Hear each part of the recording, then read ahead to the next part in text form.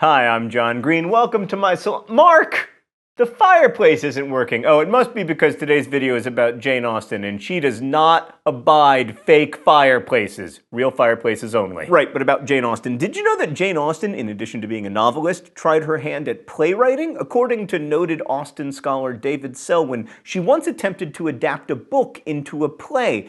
The play that resulted generally considered rubbish. She also wrote a comedy play as a child, which is full of 18th century jokes like, take away the liver and crow and bring in the suet pudding. Despite being only a few pages long, that play, of course, ends in 2 engagements. And that's the first of many facts about Jane Austen I'm going to share with you in this video today.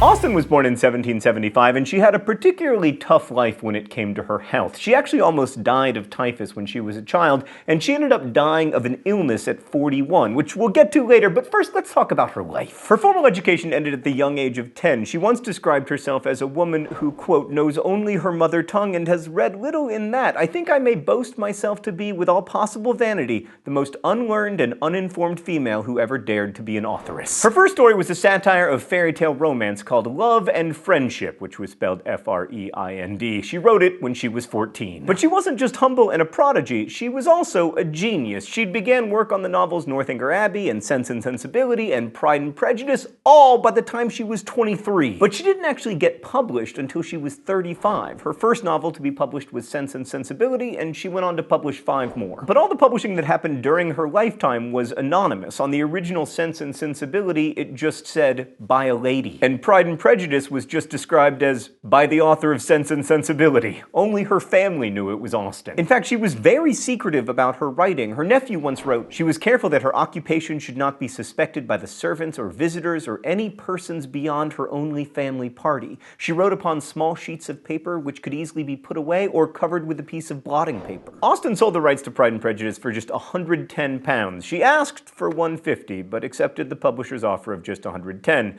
Then it went on to become an instant bestseller. Speaking of Pride and Prejudice and money, modern experts have calculated how rich Mr. Darcy would be in today's terms. He was described in the book as having an annual income of £10,000 during the early 19th century. That's about $1.1 million in US money today. Which, you know, seems like a pretty reasonable annual salary, but Austen has actually been criticized for that £10,000 number. It seems she didn't know a lot about finance, or perhaps she just didn't care that much, because $10,000 annually wouldn't have been enough money for Darcy to maintain a house in London in addition to his estate in the countryside. In fact, a lot of people during that time with similar incomes and of similar status were in debt. She also wasn't known for her good spelling, which you might have realized when I told you the title of her first story was spelled incorrectly. Her editor, William Gifford, was a much better speller, but you know, she was the good writer. Common misconception, good spelling and good writing, not always directly related. That probably sounded a little defensive. Well, whatever it was. Back to Mr. Darcy for a second. Scientists have named a pheromone in mice after Mr. Darcy. It's called darsin, and it's what male mice have in their urine that entices female mice. Of course, Pride and Prejudice is still a favorite book for many people. It's one of my favorite books. Jane Austen also had a favorite book, a novel called The History of Sir Charles Grandison by Samuel Richardson. Remember earlier when I said she once tried to adapt a novel into a play? That was the one, although she never finished it, at least as far as we know. Jane Austen also never finished her novel called The Watsons, which had a protagonist named Emma Watson. Does that mean that Hermione Granger was predicted by Jane Austen? Yes, I think it does. Speaking of Emma, before Austen started writing her novel, Emma, she wrote, I am going to take a heroine whom no one but myself will much like.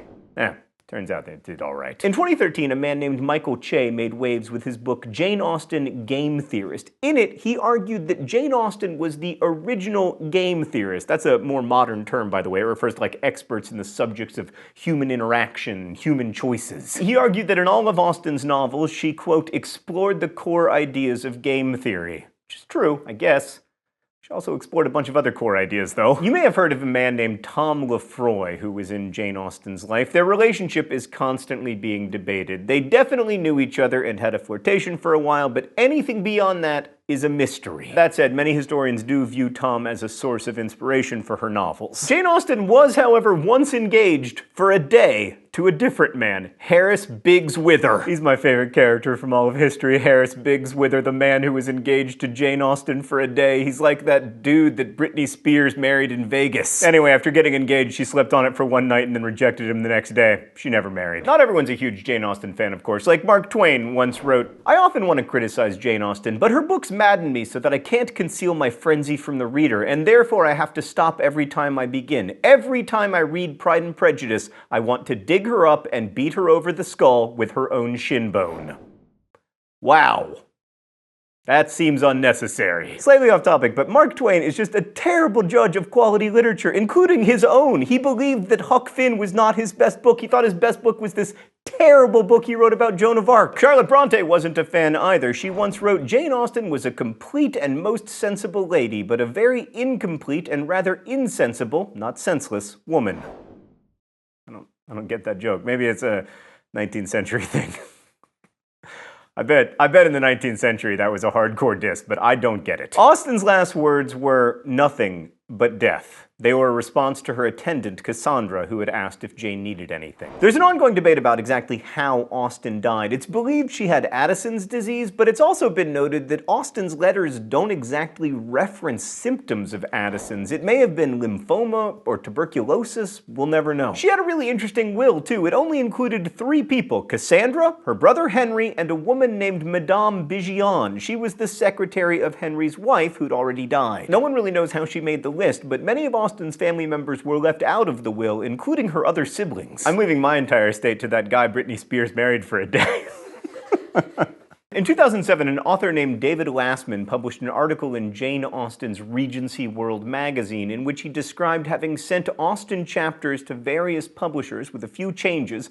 Most of them didn't recognize it was Austen and rejected the manuscripts. Historic Jane Austen artifacts are very valuable if you happen to have any in your attic. Like in 2011, a draft of The Watsons was sold at auction for about $1.6 million. And in 2013, a watercolor portrait of Austen first painted 50 years after her death sold for $270,000. There are multiple places you can visit if you want an authentic Jane Austen experience, including an inn in Hyde Park, Vermont, where there's multiple weekends every year for Austen enthusiasts. These include fencing, letter writing with quill pens, croquet, and of course dressing the part. Pro tip, Austen fans are called Janeites, by the way. Pride and Prejudice has been reimagined and adapted in many unique ways. Like there's a book called Pride, Prejudice, and Curling Rocks, in which the protagonist is trying to become an Olympic curler. And there's also Mrs. Darcy vs. the Aliens, a sequel involving an alien invasion.